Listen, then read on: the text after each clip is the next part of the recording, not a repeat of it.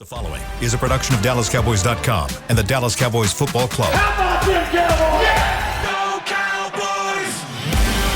This is Girls Talk, Boys Talk, presented by Jigsaw Dating, preferred dating partner of the Dallas Cowboys, and broadcasting live from Dallas Cowboys World Headquarters at the Star.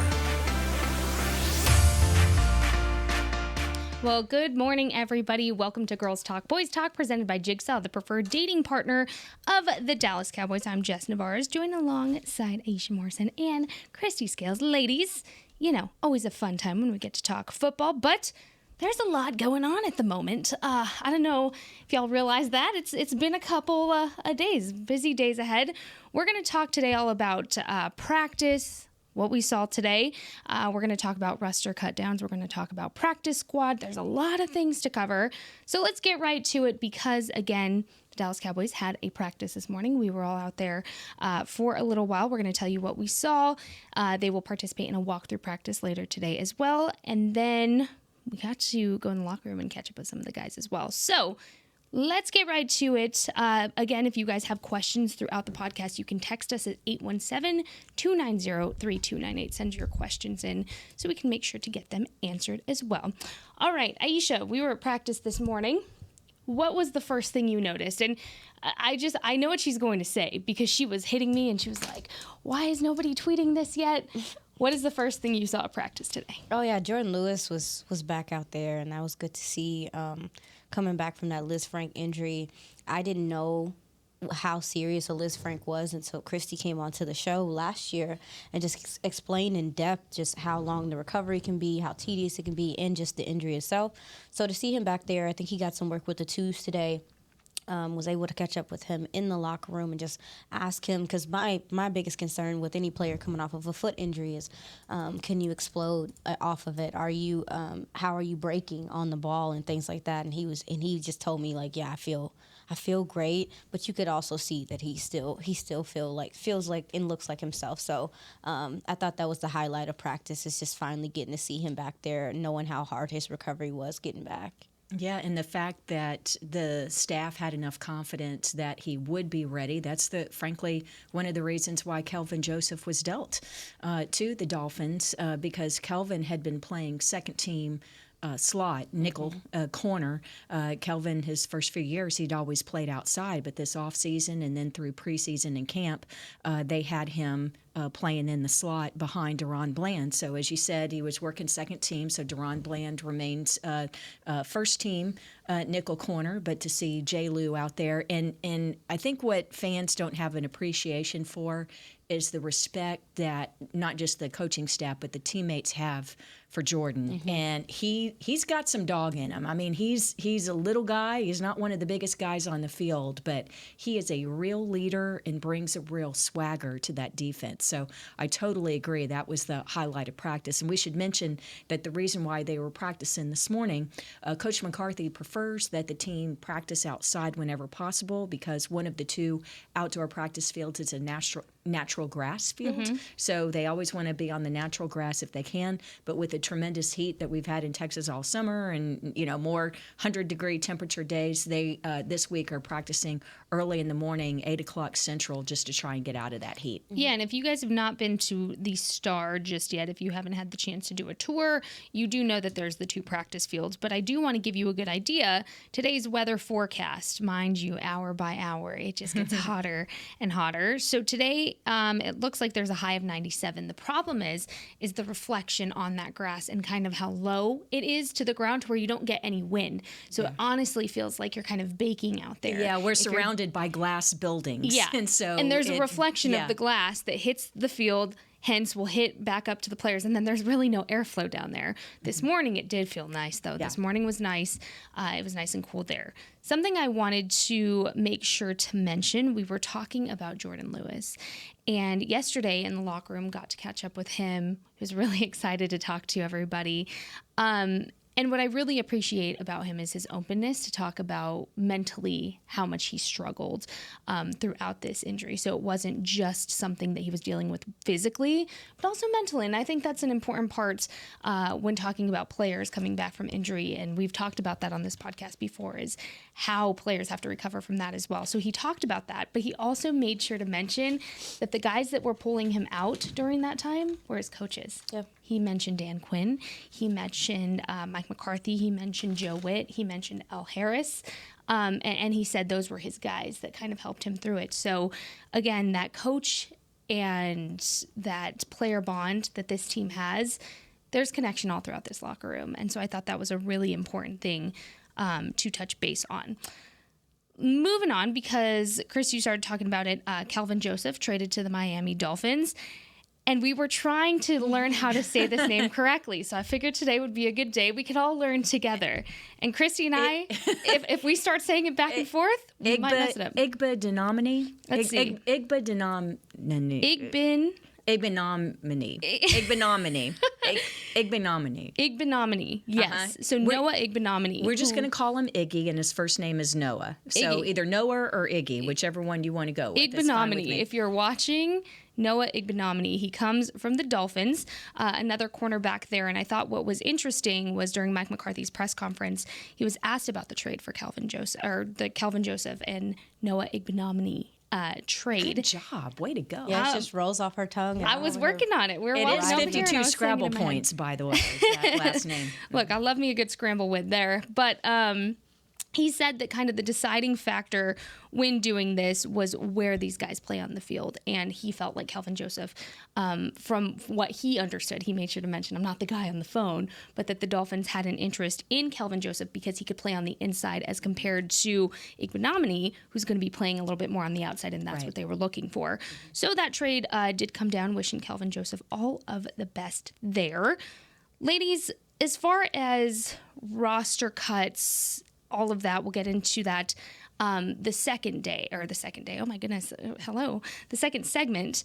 Something else I wanted to touch base on today, because we had a chance, like I said, to go through press conferences and then the locker room, is Trey Lance. Yes. Welcome to Dallas, Trey Lance. That was another really cool interview to watch and to talk to him. Christy, you asked him a question specifically, and it was something that we had talked about on the podcast about returning to Frisco after that championship game, and he lit up when you asked him about it. So for me, watching that was a really cool interaction, because when we're in the scrum with the players, sometimes I just like to look at them to see how they react to certain things. He lit up like the 4th of July when you asked him. I did get to visit a little more with him about that particular game, and what we're talking about is Trey Lance, of course, starred at North Dakota State and won every award that you can win for that division of football, and that tremendous 2019 season. 30 touchdown passes, 0 interceptions, over 1,100 rushing yards, and 14 rushing touchdowns. But the FCS championship game is played in Frisco, Texas, outdoors at Toyota Stadium. That's the home of our MLS team, FC Dallas. Well, what we were laughing about was it actually snowed the morning of that game.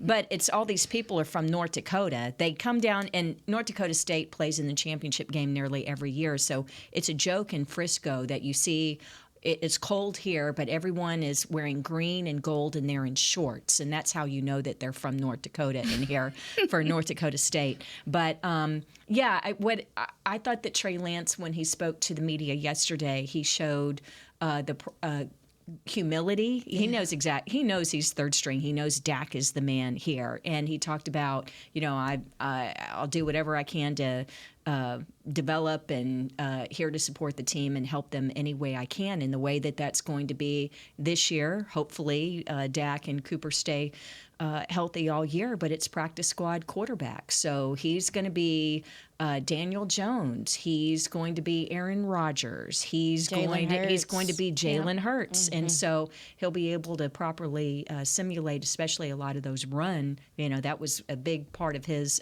game and in college, and one of the big draws for the 49ers when they traded up to take him number 3 overall just a few years ago. Yeah, I just had we talked about practice, just had the first time to just kind of watch him, and I was just paying attention to his mechanics and just paying attention to just kind of how the ball comes off his hands, and there's a lot of similarities in he and Dak's game. Oh, yeah. I could definitely see that very quickly, like, okay, there's similarities in their stance, even in their gait. I'm sorry, I know that's weird, but that's just the security background in me. It's similar. Their presence is similar, so I kind of understand, the player, but also too, I was watching Mike McCarthy just kind of talk him through. QB school is such a unique thing, guys. Like I don't think people understand that not every coach's staff has a plan to be a curriculum for a quarterback. And Dak Prescott, even though he's going into his 8th year now, he's talked about how much QB school has even helped him. So for someone like Trey Lance, this is going to be such good time. And you can see that he is thrilled to learn. He's hungry. Yeah. He's hungry to get more knowledge in this position. But I really was just looking at his arm today. And I mean, even from a small scale, I was like, that dude has a cannon. He can sling it. A cannon. And so, just looking forward to seeing him develop. I think the change of scenery is good, and every quarterback deserves the opportunity to develop in this league. I think we become a little microwave with the Pat Mahomes and a lot of these guys coming out. So I'm excited to see him get busy. Yeah, and let's also mention that he is wearing number 15, which was Will Greer's number. About to say that. And I don't know if there are reports that Will Greer is about to sign with the bank. I was also about to say that. Yeah, Christy, tell everybody. Tell everybody. Christy, you're killing me. Tell everybody. No, yeah, Will Greer, there were reports, like you just said, that he is signing with the Bengals practice squad, which I think is a great room for him to grow in. Under Joey B, hello. Well, and that's amazing. And Joe Burrow he has the injury, and he may not be ready by the start of the regular season. So Greer, it's a real opportunity and competition. Yeah. What I really liked about Trey Lance, and I think this is one of those situations where if it wasn't the Dallas Cowboys, it wouldn't be so blown up, is that he made it very, very clear that Dak welcomed him with open arms. Yes. And that was one of the first things he said is, I want to be a sponge. I want to learn from Dak Prescott. He welcomed me with open arms. And I love that narrative is shut down. When Trey Lance is saying that, there was no weird friction there with Dak and Trey. And I just really appreciated that he mentioned that. He even said, and we talked about this on the podcast earlier this week, that he texted Dak during his ankle injury, Trey did, to kind of get advice in that, understanding that Dak knows that aspect of the game. And so I thought that was really cool. I don't know if you saw me when he said that. I was like, yes, thank you for mentioning that. Other than that, again, he said he had a really big smile on his face when he heard that he was coming to Dallas, and that overall he's just trying to move on. He's just trying to move on from everything that happened with the 49ers. He just wants a fresh start, and he believes everything happens for a reason. So really, really excited to get to see what he does. And something you mentioned about watching him at practice. It's funny, you watch the mechanics of things, and I kind of just watch how he interacted. And they were doing drills where they were turning and they were positioning certain ways. And at first he wasn't catching on. You could see a moment where he stopped, he thought about it, and then as soon as he stopped and thought about it, he caught on quickly. So the little bit of practice that we saw today, something I noticed is that he catches on extremely quick. And that's what he said is right now is all about learning. So with that, we have a lot more to talk about. We're talking all about roster cuts and practice squad during this podcast. Make sure to text us your questions if you have any about that. 817-290-3298. We're going to take our first break, but like I said, we have plenty to talk about when we come back. This is Girls Talk, Boys Talk, presented by Jigsaw, the preferred dating partner of the Dallas Cowboys. We know that juicy, cheesy, grilled to perfection burger sounds amazing, but it does sound like something is missing. Pepsi, baby! The yin to this burger's yang. Burgers and Pepsi go together like burgers and Pepsi. This perfect blending of flavors makes every bite of lettuce, every sesame seed on the bun, and every sip of that crisp, refreshing, ice-cold cola a journey to Foodtopia. Burgers, better with Pepsi. That's what I like. At Jigsaw Dating, we obviously want the Cowboys to bring that 6th ring home. But to be honest, we're more focused on finding the person who will put a ring on your finger. That's why we created a dating app that reveals your face through meaningful conversation, so you can date deeper. Because it's personality that matters the most, not looks. Join Jigsaw Dating today, dating partner of the Dallas Cowboys.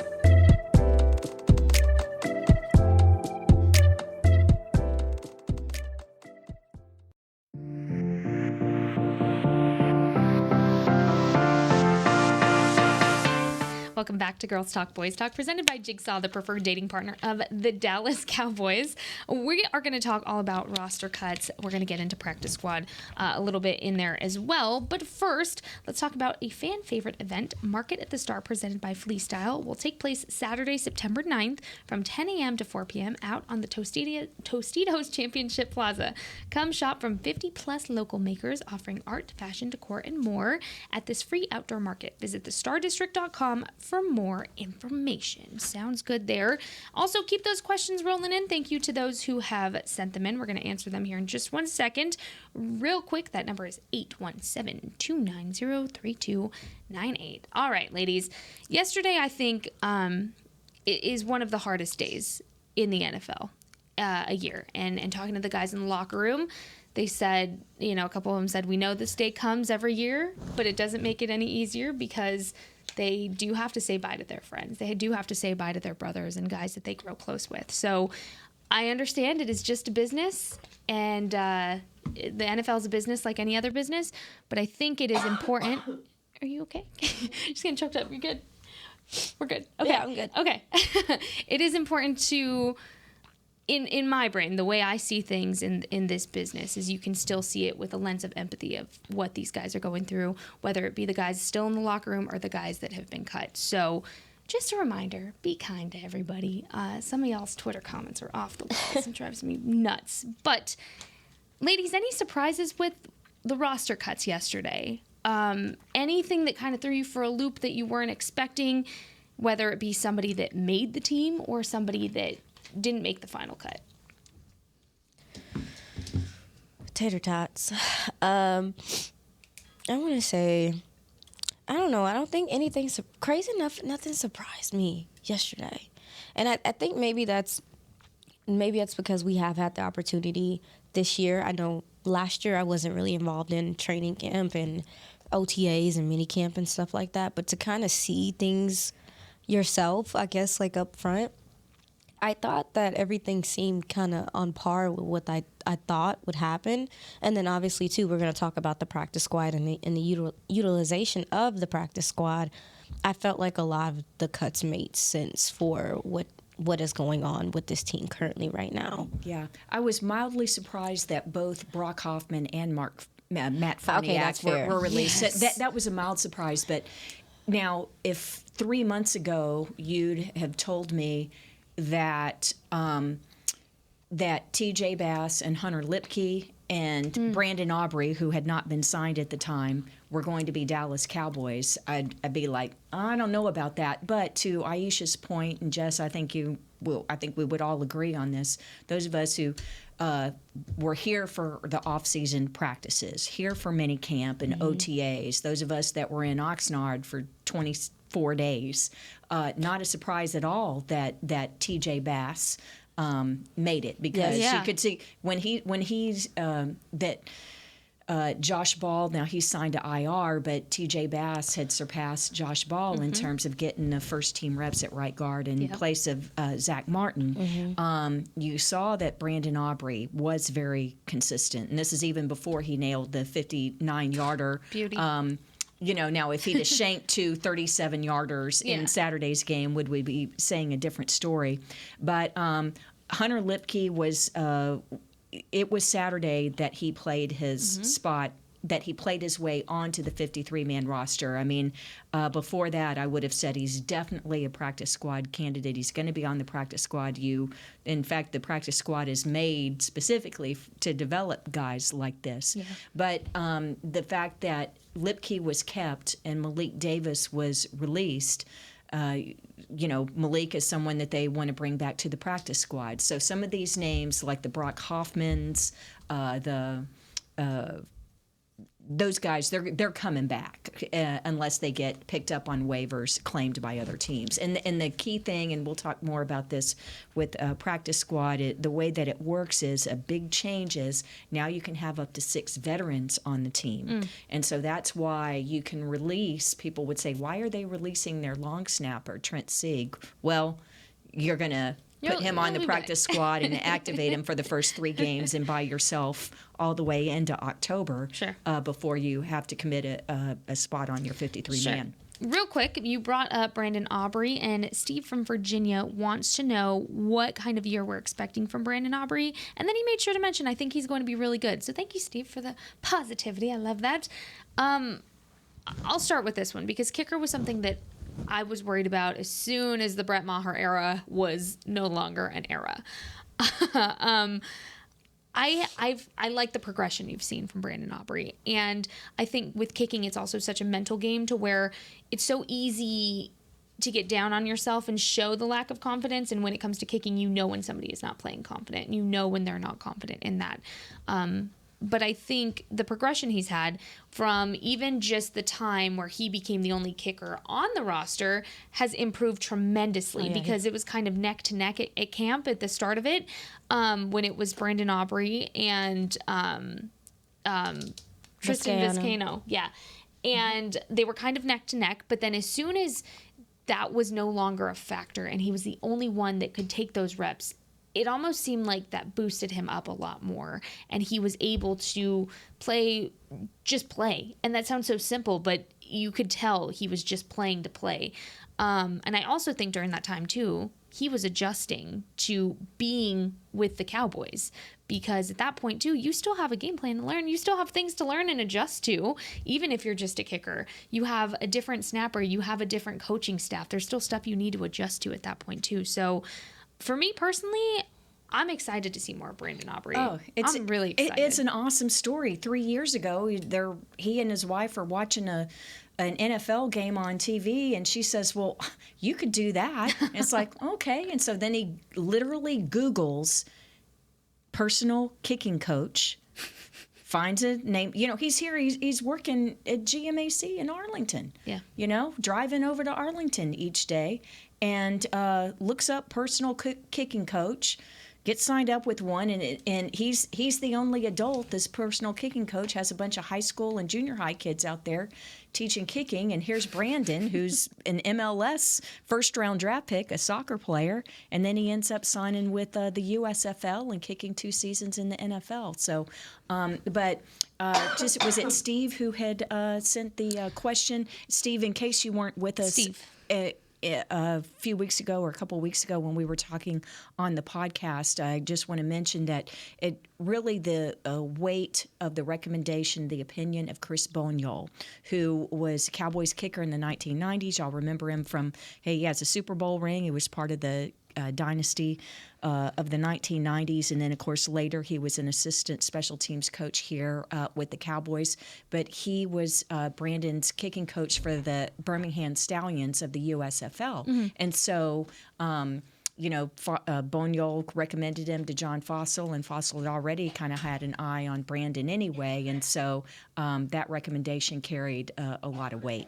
Yeah, and I think, too, something that Mike McCarthy's been mentioning a lot when it comes to Brandon Aubry is his concern of not having that NFL experience. However, he said, you guys seem to forget he's coming off of a season. It's not like this guy's been kicking. An excellent season. A perfect season, really. An all-star season for USFL. Yeah, and so McCarthy's been very quick to mention, guys, his legs are warm. He's been getting that in-game experience, whether it was here or not. It's not like he hasn't been kicking. And he is a professional athlete who, in soccer star at Notre Dame and then MLS first-round draft pick by Toronto. And so, yes, he's a rookie, but he's an older guy. I think he's 28 years old, 26. Anyway, 26. And so he's got that steady Eddie mindset, very, very consistent and very focused. It's funny talking to him because I just feel like he's so stoic in a way to where he doesn't leave the practice mode focus, if you will. Every time I've talked to him, he's a man of few words, but that's all he needs to say is like, I'm going to get it done. And that's it. And so he's very focused, and I'm really excited for him. And so I think, too, this does you good in the long term, because this is something that even Jerry Jones has talked about since post-draft of, I want a younger guy. Jerry said after the draft he feels like younger guys don't get the yips as much, but he wants a younger guy. And I think that's a smart approach to have, because this kicking cycle of finding somebody new every year, it's just one less thing you have to worry about if you find somebody that's a little more long-term that can solidify their spot. You know, like Brandon Aubry has a chance this year to prove that he's that guy, get you going again and again and again, and get you in a consistent kicker era. Yeah, that's what I want to be in. One of the last times the Cowboys truly surprised everyone with a decision and going with a guy that didn't have NFL experience, it worked out pretty well. It was a guy named Dan Bailey. And so, and I would say that worked out And pretty the thing about Dan Bailey was that was the season where there was the lockout, and Chris Jones was rookie punter that year as well. And so those guys and training camp started late. That's when we were in San Antonio. And so so they didn't have an off season, and it's so important when you're a kicker, and usually the punter is your holder. But we also have to remember that not only do we have a new kicker, but we have Trent Sieg, who I mentioned earlier, is your new deep snapper. Yep. And so it's all about operation, and it's basically a three-man team. We focus on just the kicker, but the deep snapper and the holder are just as important. Yeah. Because if any part of it's off, that's the problem. All three have to accomplish their jobs perfectly to properly execute a field goal or extra point. Real quick, something I wanted to mention, because we were talking about moves that surprised us, and I don't necessarily think it was a surprising move, but I think it was one of the bigger moves, because releasing Sean McEwen really solidified and fortified that spot for Hunter Lipke to come in and be a fullback on this team. So for me, I knew it would go one way or the other, right? So I wasn't shocked. I wasn't surprised by any means. But it was really interesting to see Mike McCarthy's reaction when he was talking about the decision to do it. The day before on a conference call, I had asked him about the tight end room. First guy he brought up was Sean McEwen. He said he's done a really good job of being the older guy in that room. The guys have meshed well with him. They work well together. So then when this, the release news came out, I wasn't shocked. I knew it would go one way or the other, like I said, but it was interesting to see. And so what'll be interesting now going forward is, I think we'll get into practice squad candidates in the next segment, but I think he's a viable guy for the practice squad. And I also think, too, you're seeing a new era of tight end beginning now, because they're all younger, and Mike McCarthy doesn't shy away from that being right in his face if this is one of our younger groups. But again, very similar to what we're talking about with Brandon Aubry, you have an opportunity to grow this youth, and this beautiful blend between youth and experience in this team makes it so much tighter. Hey, McEwen is one of the key role players on this team. Definitely practice squad. I expect that he's going to be on the field opening night at the New York Giants. Ooh, you heard it here first. Oh yeah, well, guys. it's practice squad, and you can elevate him. So yeah, absolutely. McEwen is a core special teams guy. He can play the F, meaning like fullback when they take the tight end and they line up behind, in the offensive backfield and move around. So McEwen is one of the unsung heroes of the past couple years on this team. I got to talk to him the last time we were at the training camp in Frisco, and I caught up with him, and I just said, okay, camp's officially to an end. How are you feeling? And he said, I haven't felt better. He said, he switched up his off-season training a lot, to which he feels like has translated very well for him, and that it gave him essentially a new confidence boost to feel better and go into this off-season feeling at his absolute best, a best that he says he didn't even know really he could feel that good. So he played his butt off this preseason, and he made it hard to not notice him, especially out in Oxnard. He was one of the first guys that was like, is that Sean? So I'm really proud of what he did. Excited to see Hunter Lipke. But speaking of practice squad, ladies, we have some viable options that we want to go through with practice squad. Keep rolling those questions in. We have a few that we're going to get to as well. You can text us your questions at 817-290-3298. We're going to take our second and final break, and we'll be right back. At Jigsaw Dating, we obviously want the Cowboys to bring that sixth ring home. But to be honest, we're more focused on finding the person who will put a ring on your finger. That's why we created a dating app that reveals your face through meaningful conversation, so you can date deeper. Because it's personality that matters the most, not looks. Join Jigsaw Dating today, dating partner of the Dallas Cowboys.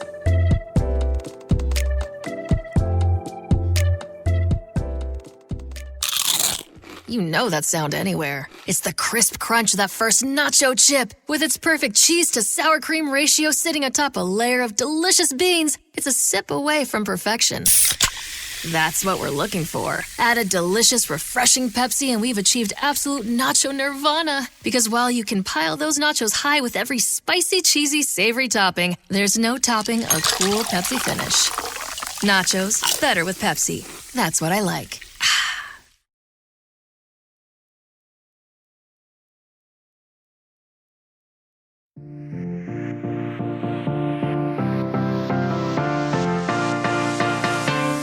Welcome back to Girls Talk Boys Talk, presented by Jigsaw, the preferred dating partner of the Dallas Cowboys.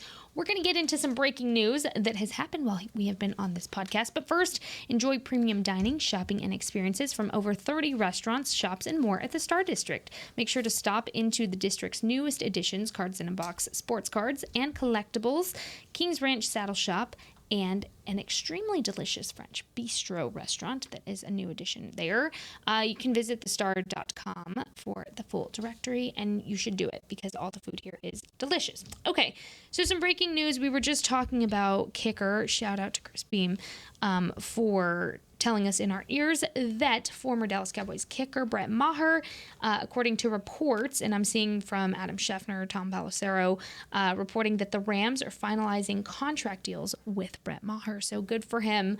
Glad that that was another kicking competition that's been talked about all offseason. So wishing him the best. And then reports starting to flow in as well on the Cowboys side of things, saying that the Dallas Cowboys are re-signing offensive tackle Earl Bostic Jr. to their practice squad. So there you go. They have 16 spots to fill, and it looks like now they have 15 with that addition. So, Christy, let's get into that real quick, because I love learning from you, and I think you know how to explain things that happen in this business so incredibly well that it sticks in people's brains. Let's get into practice squad logistics. First and foremost, we know the practice squad can consist of 16 people, but what are the stipulations within that? And kind of go into that first, and then we'll get into the rest of it. Yeah, so what happened was during COVID, the practice squad expanded up to 16, and that's because they knew that players may test positive, or that, or you just needed extra bodies in the house that were practicing, or new game plans that, that you could have available at the very last minute.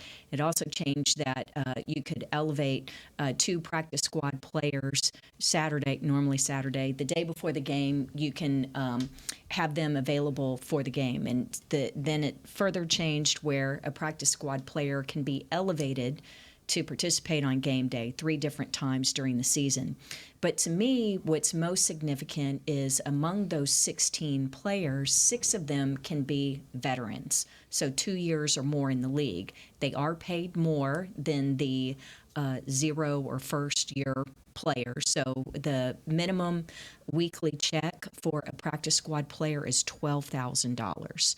So $12,000 per week during the season, which is 18 weeks long because you have 17 games plus the bye week. If you were a rookie or a first year guy and you're on the practice squad the whole season, you're going to end up with a very nice $216,000.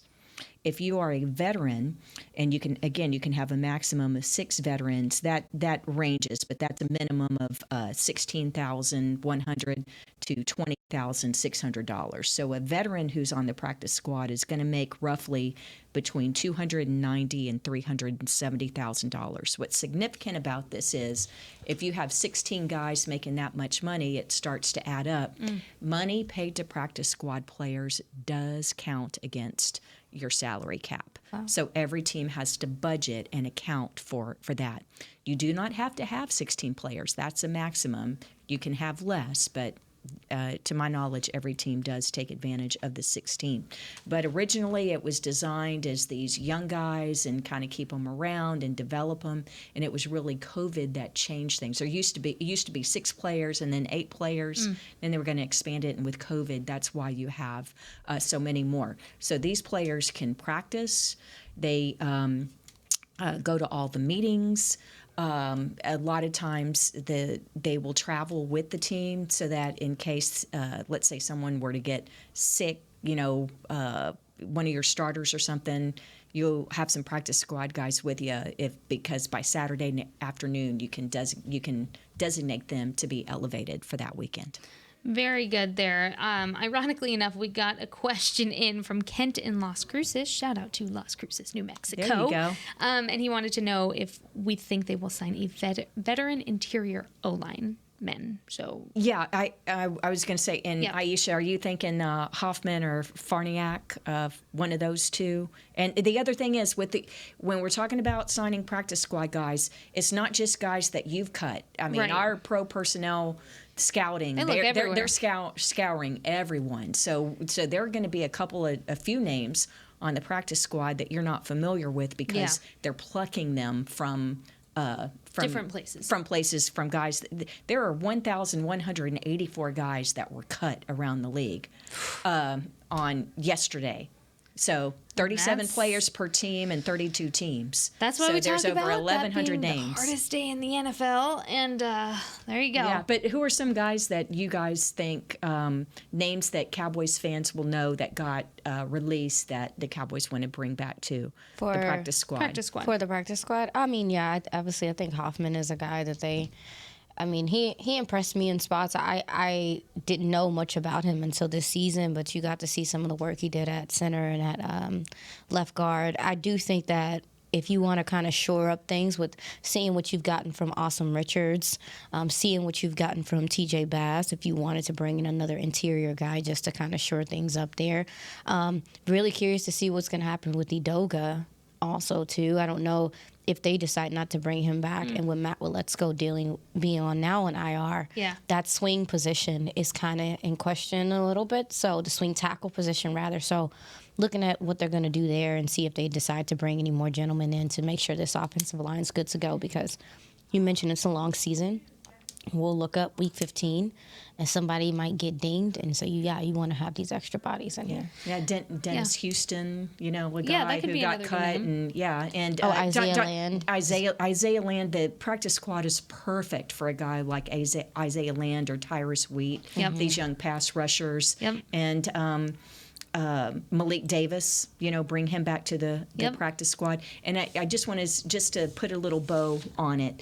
The one thing about practice squad is it's not like a sentence where you get no parole. If you are on the practice squad, you can sign with other teams. So throughout the year, the Cowboys are looking at other practice squads of all the other teams, and it happens all the time where other teams try and sign our practice squad players. So you can do that. You can sign you can make an offer to a practice squad player from another team. But if you do that, they have to be on your roster, your 53-man roster, for at least 3 weeks. Otherwise, they'd just be plucking them. It'd be kind of like college now with this transfer portal and everyone moving. But that's how it works during the season. So you can you can sign with another team. Real quick, another notification. I love these push notifications, guys. It's so fun. Reports saying that the Cowboys are going to re-sign wide receiver Jalen Cropper to the practice squad as well, which I don't think anybody was really surprised about. Real quick, we're talking about guys that could be additions. Let's talk about a guy real quick that was released. Aisha, I think this is a perfect question for you. Ben wants to know how we're feeling about Bohanna's departure. He said he talked previously with you about his year 3 progression and get off of his leverage much better. He did that. Solid camp in preseason, but didn't make the cut, probably due to the team's defensive line depth. Also, can we say a prayer for Isaiah Land to clear waivers? Keep up the great work, ladies. Thanks so much, Ben. Aisha? Oh, yeah. I'll defer to you. Yeah, that was one of the gentlemen that when you asked the question, who surprised you, I forgot about him. I forgot about him in the question. But, yeah, Quentin Bohanna was a gentleman I was surprised by because I thought I was actually really pleased with what I saw from him in the first 2 preseason games. I think the 3rd preseason game was kind of whatever, but I feel like his leverage has been good. He's gotten off the ball well, and he's always had, that initial step speed. So maybe he does become, again, a practice squad guy as well, that maybe you can call up. He knows this scheme. He knows how it works.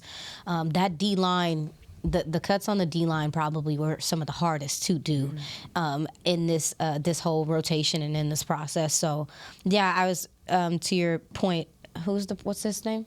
His name is Ben. Ben, yes, to your point, Ben, I definitely was a little bit surprised by him being cut. And I may or may not have told my grandma to put Isaiah Land on the prayer list at church. Say his name one time for me so he can get on the practice squad, yeah. So, yeah, we're waiting on these cues right now. We're waiting on these reports right now. Well, yes, and yes. I'm scrolling through here for more questions. I missed one.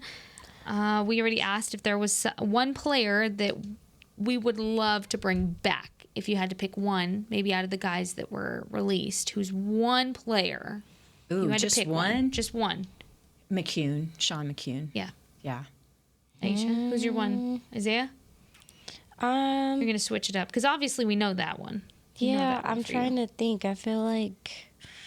Well, they already signed down. Errol Bostic was one of my guys, but they already brought him back. Like he was one of my guys that I thought, as an offensive tackle, had some developmental traits that you could continue to work and get some good things from him. And he was the one that I was definitely I was looking for. So you kind of beat me to it. Yeah. Chris Beam's laughing in my ear, and he said, the deep snapper, duh. Well, yeah, but see, here's the thing. That's the difference between, like, Trent Sieg, who's a vested veteran, and then, like, Bohanna. Bohanna is only 3 years, and so he's exposed to waivers. So any of those other teams, if any of those teams claim him, then he can't come back to the Cowboys. He has to go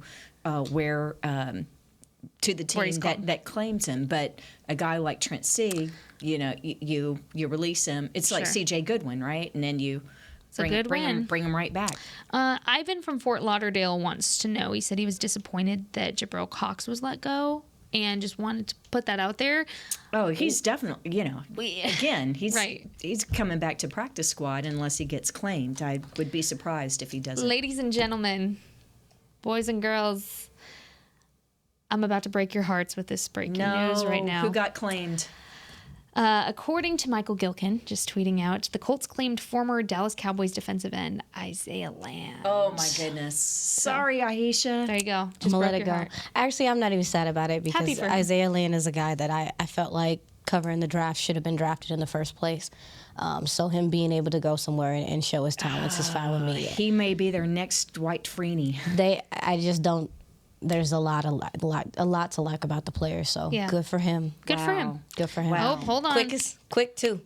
It didn't take long. Yep. He put out too much good. He put out a lot of good tape. So my same feelings. It's the same thing. Let's see. I'm trying to scroll through here. The other and see thing is, else. for just instead of $12,000 a week, the rookie minimum is $750,000. So good for Isaiah.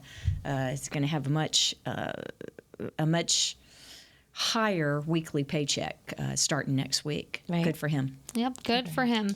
I'm trying to see. I'm scrolling through to see if there's anything else before we start to wrap up, because that was a lot in just the last couple of minutes alone, but it doesn't look like there's anything just yet. I think we had a question about Iggy. Noah Iggy. We did, but we are very, very we're pressed for time today. Okay. I'm trying to follow the rules today, guys. I know it doesn't happen when it comes to like keeping time of the show. But I'll tell you what we are going to do is, if we don't get to your questions on this podcast, we're going to save them. So we're going to save questions we don't get to, and it makes you guys watch us again. So sorry, not sorry, you have to deal with us for another hour. On Friday, we will be back Friday this week at 9 a.m. Chris, am I correct with that? 9 a.m. on Friday? I believe so. We're back to our normal 9 a.m. slot on Friday morning. So I did see that question, and we will save it. But as always, if you guys have any questions, send it to us, and we'll make sure to get to it on the next show. Other than that, ladies, any other final thoughts about practice today? Anything that's happened, or you just need to go take a moment about Isaiah Land? Nah, I got Any of those options are viable. It's okay. Nah, I ain't got nothing to say right now. All right. Well, ladies, it's always been an honor. Always will be talking ball with you. We will be back, like I said, Friday morning, bright and early. So make sure you have your cup of coffee or tea, whatever your choice of caffeine is, ready to go. We're going to have a lot more to talk about. I have a good feeling. For Jess Navarez, Aisha Morrison, Christy Scales, this has been Girls Talk, Boys Talk, presented by Jigsaw, the preferred dating partner of the Dallas Cowboys. Have a great rest of your day, and we'll see you on Friday.